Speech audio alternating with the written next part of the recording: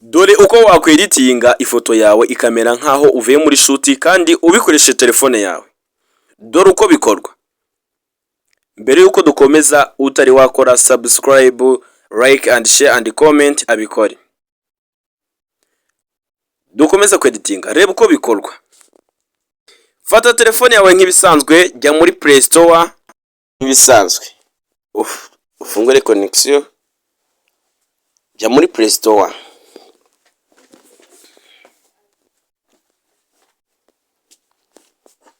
Ujye ahantu handitse search.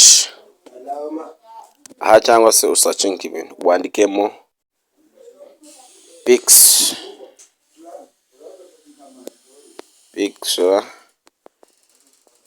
Pixel cut up. Ngiyi rero iya mbere ntago ariyo, iya kabiri niyo yihanye. Iya kabiri niyo yanditseho Pixel cut or video editor. Urikubona ko njyewe rero narayestaye ndakora open, ariko wowe utarayestara urabanza uyestare muri telefone yawe. Nurangiza urakora open. Ari kuyifungura baraguhereza yafungutse gutya, ukore kuri start. Nusoza aragwa amafoto ari muri telefone yawe. Ufite muri telefone yawe rero njye mpitemo iyi ngiyi.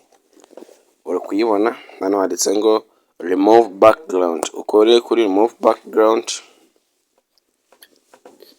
Uri kuyibona, nurangiza ukore ahari amabara menshi.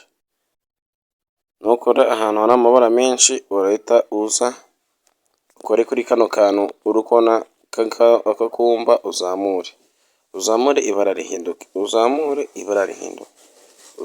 ibara rihinduke paka ugezeje aho ushaka.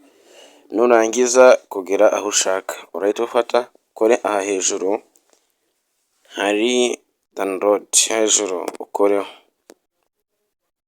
Nurangiza gukoraho batakwereka ko ifoto yawe iri movinze. Dukora kuri save, yabaye saved. Noneho ujye kuyireba muri file zawe. Uravayo ujye muri file zawe za telefone nk'ibisanzwe.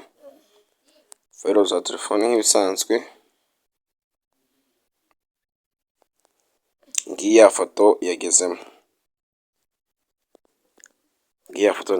Nawe wabigerageza kandi wakoze cyane.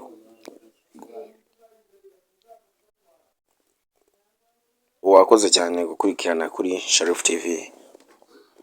Murakoze cyane rero mwe mwadukurikiye kuri ino channel yacu Sharif TV. Ni mwabanaga nanjye Sharif, naberekaga uburyo ki twahindura background cyangwa twasiba ibintu bituri inyuma. Waba wifotoreje ahantu habi ukabikuraho, waba wifotoreje ahantu utateganyije ukabikuraho byose. Rero ubu ngubu mu gice cya kabiri ntuzagicikwe, ho tuzareba ukuntu wakwandika ku foto yawe uramutse ubishaka, cyangwa se wayikesha ukongera urumuri ugahindura noneho isura. Ntuhindure aha kuri iruhande, noneho ugahindura isura.